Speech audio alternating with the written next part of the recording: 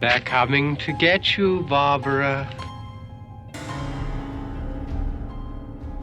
We found a lot of suspicious things out in that cemetery.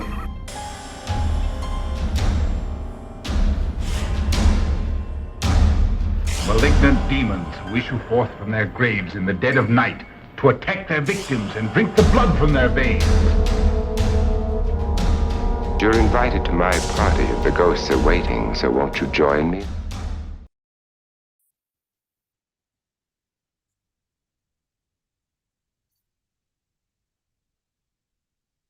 Welcome, cultists, once again to Vagrant Fear Discussions. I wouldn't call it a podcast. Why not? It would go over the airwaves. I put it on video. I put it here. But as you may know, if you haven't listened to us already, we talk about everything horror-related, fear-related, supernatural-related. If it's kind of in that spooky world, I'm going to talk about it here. So today, we're going to chat cryptids, and specifically a show that deals with them. So I have with me today Natalie Rose. You may have seen her on YouTube. If not, we'll post the link up for you later. But she is the host of the Midnight Cryptid Club on YouTube. So Natalie, welcome to the show. How are you? I am great. Thank you so much for having me. I'm so excited to be here. And we're excited to have you. So like I said, I've been watching it. It's a fun little segment that you do. Not overly long, but chock full of fun information. But first, before we dig into that, tell me and my listeners a little bit about who is Natalie. Sure. Natalie was brought into this world many years ago. But my background actually is primarily in film and television production. So that's where I began my professional journey, which also kind of led me into the cryptids and all of that, but we'll get to that in a minute. While I was in school studying, I actually started picking up some tarot and other things that were similar, which kind of like opened my eyes a little bit to the paranormal. I've always had a love of folklore. And then through these things, I got into like a little bit of paranormal hunting, urban exploring, paranormal hunting situation. I went to school in Savannah, Georgia. So if you know anything about Savannah, Georgia, it's real haunted. There are ghosts everywhere. Yeah, it's old. It's got history. Yes. So spending time there was instrumental for me, I think, in my journey to where I am today. But while I was there, I got very good at the tarot and a little too good at the paranormal side of it, to the point where I have had some like really crazy paranormal experiences. So I decided to kind of cut that piece of my life a little bit. So that I wouldn't continue to experience things that I didn't want to. I shifted my focus a little bit to the cryptids instead. That's what brought me to the Midnight Cryptid Club. Yeah. Excellent. Now, since you said that, I have to know, what would you think is one of the craziest, weirdest experiences that you had, since you said you attracted these things? Yes. So it's funny because I think everybody who has delved into this has felt it from a very young age. And I would always feel it like as a kid and things like that, but I kind of put it out of my mind until I went to school. And then I started picking up on it a little more and spending time in places where I probably shouldn't have. But of all things, I was on like one of those super cheesy commercial ghost tours. Like, you know, the person dresses up. It's totally fake. None of it is real except for the sites that you're visiting. Sure. And we were visiting this graveyard, and we stopped at this grave of a young girl who had died of scarlet fever. Now, important context, I had not been sick. I was not feeling sniffly. I felt totally fine when we started the night going on this ghost tour. And when we got to this girl's grave, I absolutely just collapsed on the ground, started shivering. Like I could not get warm. I could not stand up. The person who I was with actually had to like lift me into the car. He turned up the heat to like 80 degrees. I was again shaking. I couldn't get the chill out, and I started busting out in a fever. Went to the hospital, found out that I had scarlet fever. And from after that experience, I was like, okay, I'm not going to do that again. From now on, I'm going to stay away from those sites because scarlet fever is very rare, and it's supposed to be like advanced strep throat, essentially, for those of you who don't know. Yeah. But I had not had anything at all wrong with me. So to go straight to scarlet fever is a little odd.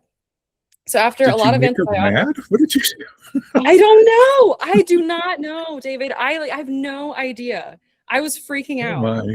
So You go yeah, from after perfectly that, healthy, you skip the sore throat, and just straight into scarlet fever. straight to the scarlet fever, straight to the like I can't move. I've never been that sick actually ever since.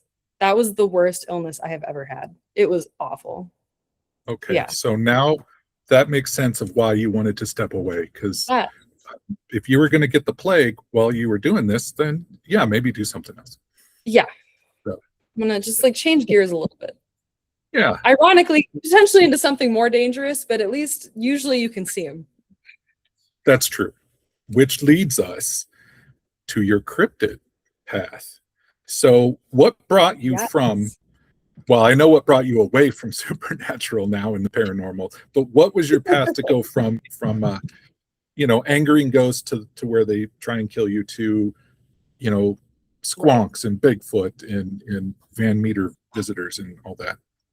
You starting out the list with squonk really tells me a lot about you, David. I just want you to know that. But He's it cute and really sad. was. He is cute and sad, and we love him. He has so much love, though. I'm like, he has no reason to be sad anymore. But we talk about that sometimes on the channel.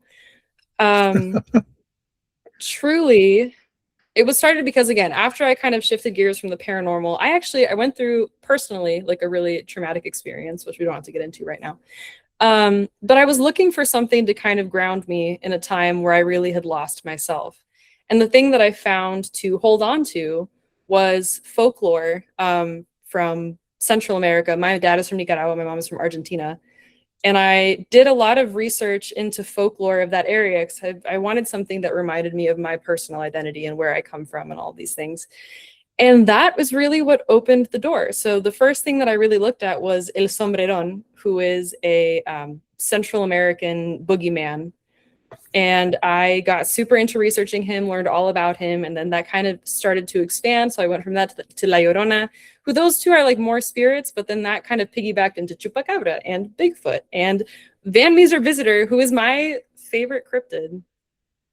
My favorite cryptid, which is so weird because I'm actually from Miami, Florida.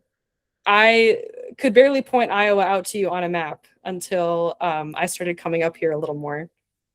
And now you guys have the coolest cryptid out there. Well, it's the laser beam on the head. It is the laser beam on the head. Yeah.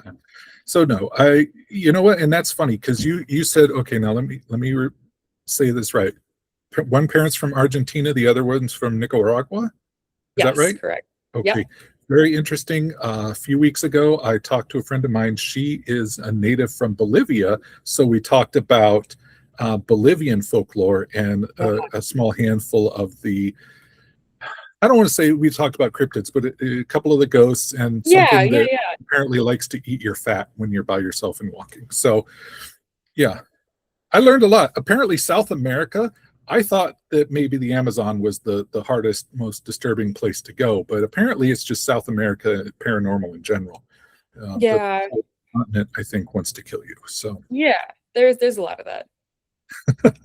So that led you got your love of that, and now you went up through the Chupacabra, Bigfoot, Van Meter Visitor, and why Midnight Cryptid Club? What made you want to share this with the world? So I knew that I had my filmmaking background, and I still do a lot of film work. That's my main job. That's how I live. I do a lot of horror in that as well. But I was thinking, I wanted something that was fun to watch. I love telling stories. I wanted something to do essentially that had to do with cryptids, and to get like an entire movie produced is a lot of money and a lot of people. And I was like, what's something that I can do on a smaller scale that I absolutely love? And that's kind of how Midnight Cryptid Club was born. And the name came to me and I looked it up and it wasn't taken. And I was like, well, now I have to take it. So that's how it started. And I got in touch with an awesome team in Iowa who were super down to help me write and produce it. I think the conception of the idea to the shooting of the first episode was about 2 weeks. I was like, yeah, I have to do it. Take inspired action and do the thing. And it was awesome. And we've just been going ever since. Yeah.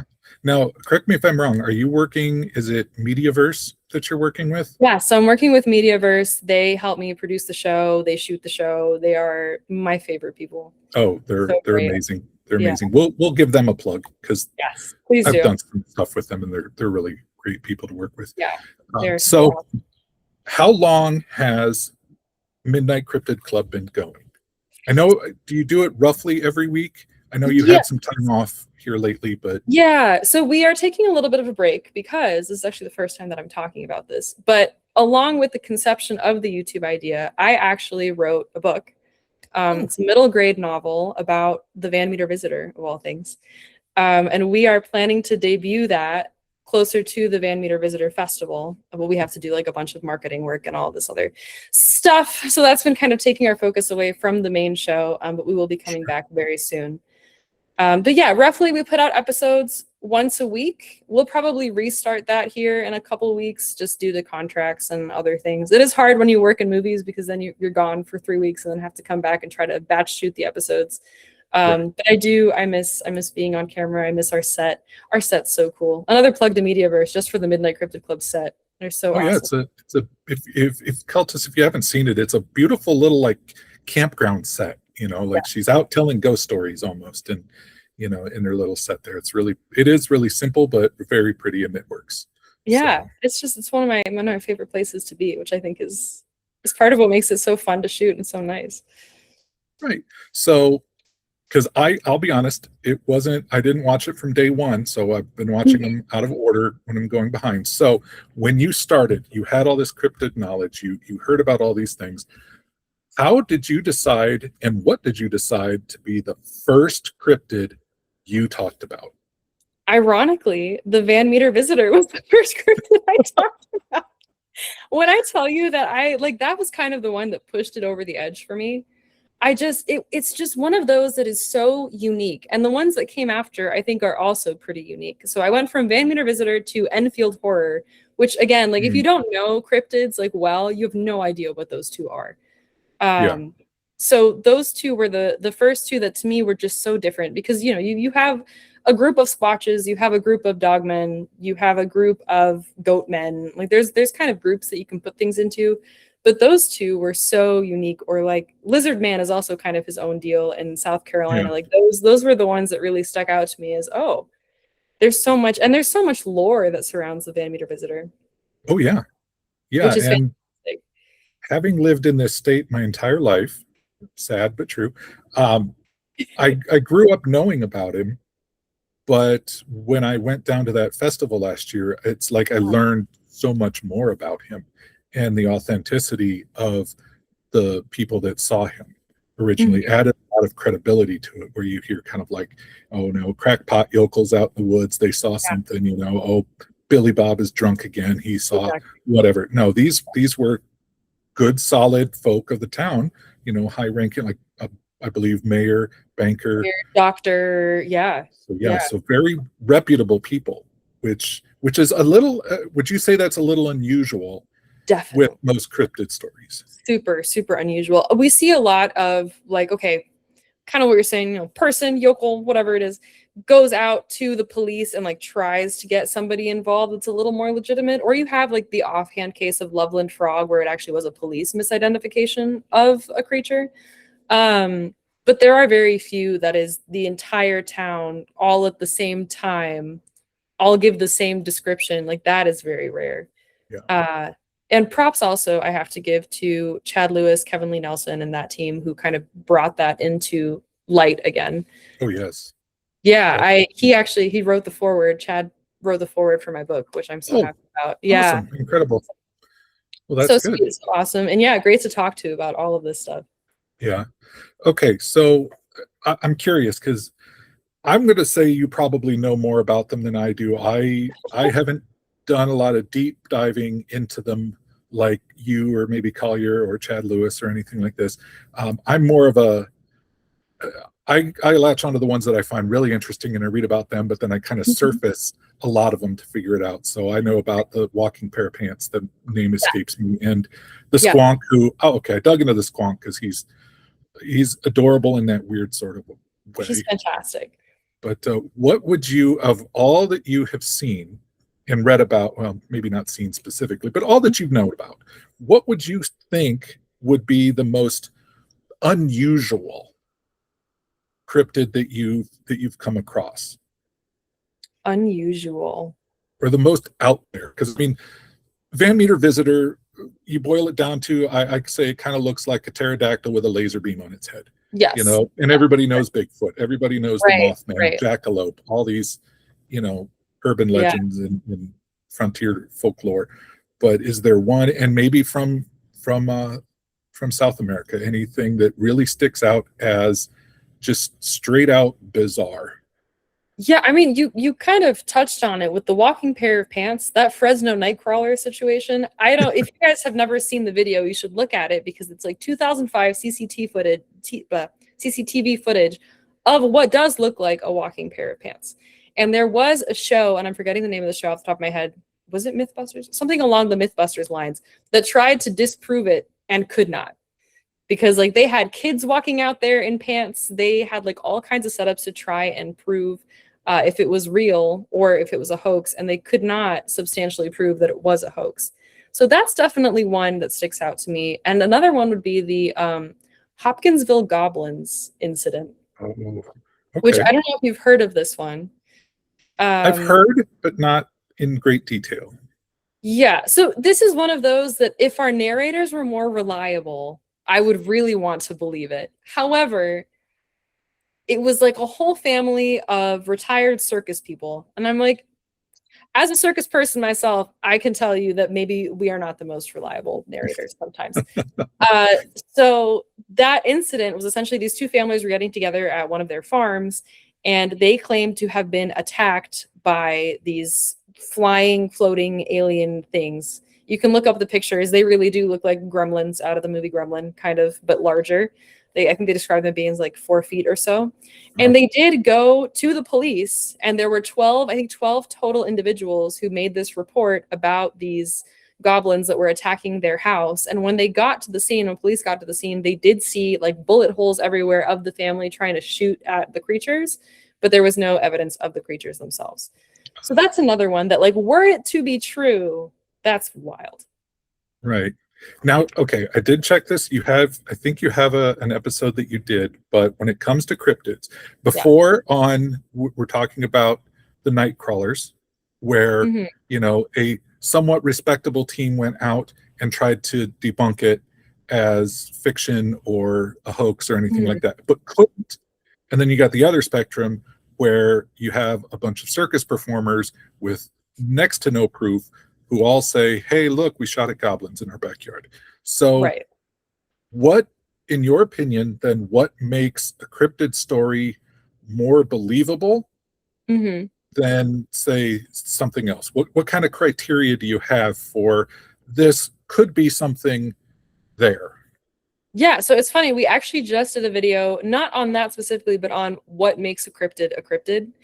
And technically, I am blurring the lines a little bit just for the purposes of this conversation, because if you want to get really technical about it, like our squonk would not actually be considered a cryptid. It would just be considered like a piece of folklore versus something like Bigfoot, where there have been sightings of a creature that could possibly be out there.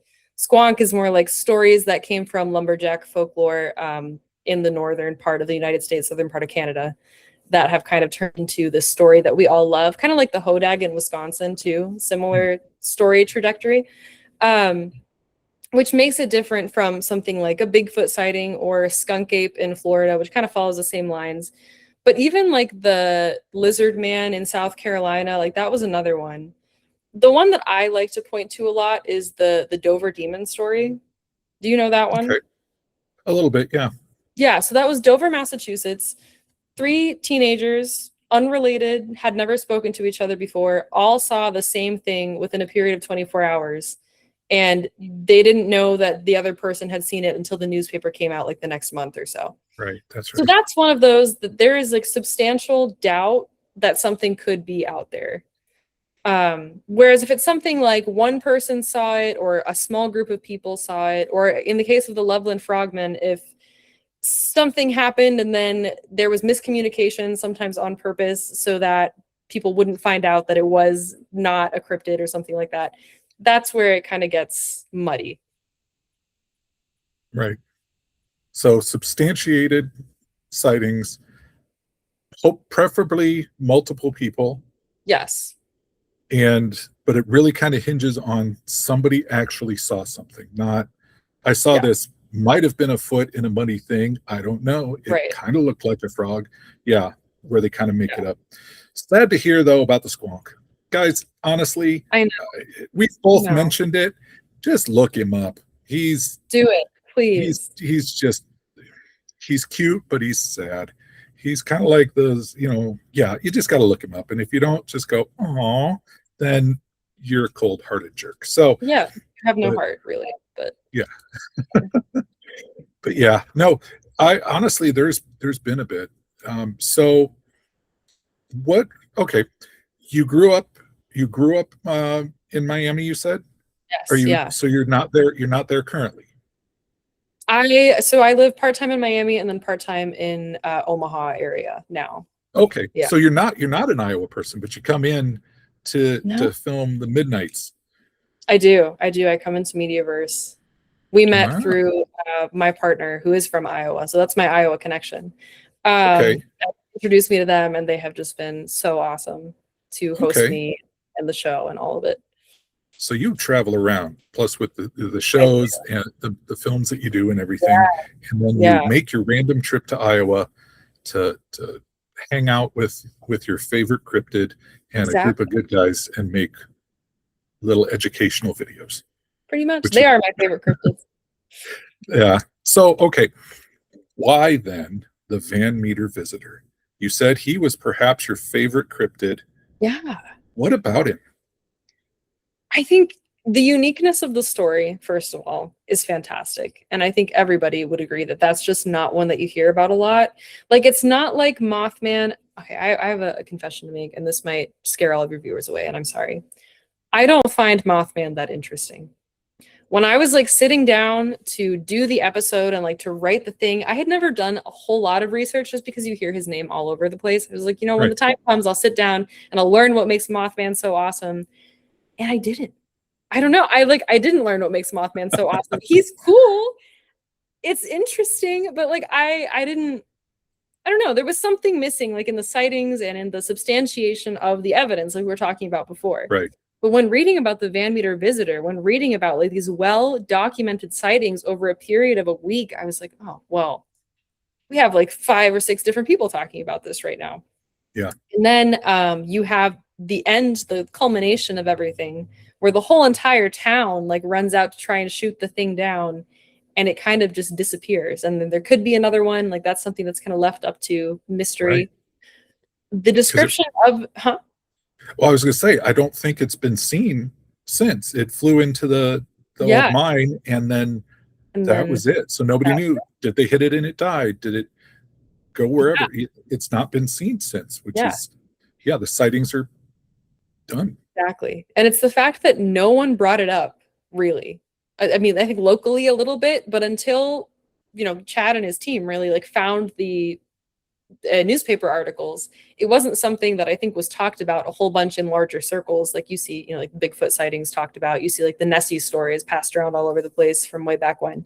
But that one is so interesting because everything is in the paper. You have like the first or secondhand sources, really. That's what's so interesting to me. Like the primary sources are there. The description is absolutely wacky. I don't know what it could have been. Everybody has a theory. There are some people who think it was an owl or think it was like a very large bat or a bird or a crane or something. But it's one of those that just remains such a mystery. Right. I just love it. Do you think then the fact that outside of that week, outside of when the sightings ended, that they just decided we're not going to talk about this anymore? Do you think that actually, when people do that, does it add credibility as a group if they just decide, no, we're not going to bring this up? Yeah, I would say so. Only because, if it were something for publicity, one would continue to bring it up, right? Or you would think that people would. You see it kind of in the Snallygaster. Like that's one that we talk about sometimes, where it's like, what if we put every scary thing together in one monster and then talk about it a whole bunch? Yes, Exactly. the Franken-cryptid. Exactly. Who I also love, by the way. I think that one's also a hot mess, but it's one of my favorites. But it's kind of that. So it's the opposite of that situation where you're like, let's push out all of this marketing to make sure that everybody's terrified and wants to come here, wants to see it, whatever. Yeah. Versus the other one is like, let us never speak of this again. Yeah. Well, having lived here, like I said, having lived in Iowa my whole life, there are a lot of people who have been here like me. They've never heard of it. Yeah. Yeah. It's not that far from Des Moines, which is like one of the biggest towns in this state. People have not heard about it. So I think that adds to it. Then all of a sudden we're like, the East Coast, Washington, Portland, Oregon, all those, they've got the Bigfoot, down south into Mexico, they've got the chupacabra. Out east, you got the Mothman. You've got jackalope in the Old West. Iowa doesn't have any cryptids. We just got cornfields. Nope. Bada bing, bada boom. You guys have the scariest one. Not really, but one of the most credible ones. Yeah. Yeah. Well, there goes your Iowa nice theory. We got monsters. So, but you guys have a couple of things. You have dragons. You have the Okoboji Lake monster. If you really want to get into it. I could do a whole thing on Okoboji, one of the biggest UFO hotspots in the country. The monster, it's just a nexus for weird stuff. Yeah. So, but Okoboji's good. Yes, I forgot we have Iowa dragons. I forgot about the dragons. So, but who's to say they could also be the visitor? You don't know. Yeah, well, it's a theory that gets tossed around sometimes. Just like Clark Kent and Superman, we've never seen them together at the same time. There you go. So. Just turns his light off, and then it's a dragon. Yeah, there you go. Oh, well, see, congratulations, Natalie. You just cracked the case on the Van Meter visitor. It's really just a dragon. Chad. I'm just kidding. I love you. No, awesome. Well, Natalie, I want to say it's been an absolute pleasure talking to you today. The Cryptid Show, I know you're on a little bit of a hiatus because you have a book coming out. So You know what? Let us know when roughly do you expect that one to debut? We're thinking it'll be somewhere around late August for releases and pre-orders. We're actually riding in Ragbri to market the book. So if you see a giant Bigfoot riding around during Ragbri, it is me or someone from my team. Well, Ragbri this year goes pretty much right through my town. So yes, we're good. Okay, so we'll stop by and say hi. Yeah, so I'll just have a Bigfoot hang out in my front yard for a little bit. There you go. Snap some pictures and we'll say, hey, look. He's real. So we'll do that. There you go. Non-blurry photos, folks. Non-blurry photo. Are you going to do the whole, river to river? You doing the whole Ragbri? I think, again, unfortunately, due to like filming schedules and stuff like that, we can only do like the first 3 or 4 days. Definitely the first 3. Our 4th one is like the maybe not. But hopefully next time we do river to river. I think that'd be great. But I love being outside. So yeah, you kind of have to like that with Ragbri. It's a beast of a road trip. Yes, it is. Yep. So, but perfect. Okay, we're going to keep an eye out for your book, Natalie.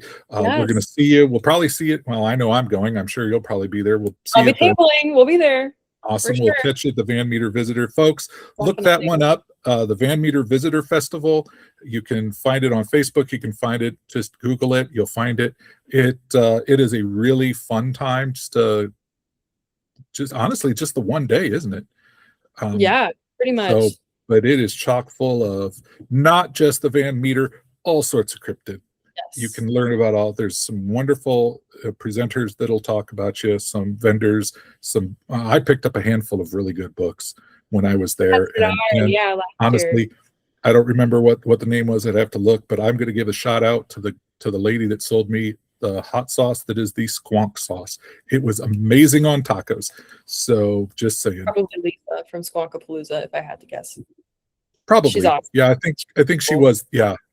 She said she speared. She headed up a squonk festival. So yes, I'm pretty sure you're right. So yep, I will be down there again. So once again, Natalie, pleasure. We'll keep watching your show. We'll promote you. Like I said, we'll get some links up on our Facebook here, guys, so you can go check out the Midnight Cryptid Club and a handful of other things cryptid related, Natalie related, because she's not just a creepy critter hunter. She's an actress, and she apparently is a book writer and a world traveler. And yep, yay, cryptid Pokemon. So yes, it's just an all around great person to talk to. So Natalie, thank you. KHOIFM, thank you. My cultists, love talking to you. Love you listening. We will see you next week with a whole nother interview with a whole nother weird, spooky something or other. So until then, have a great week. Sweet dreams.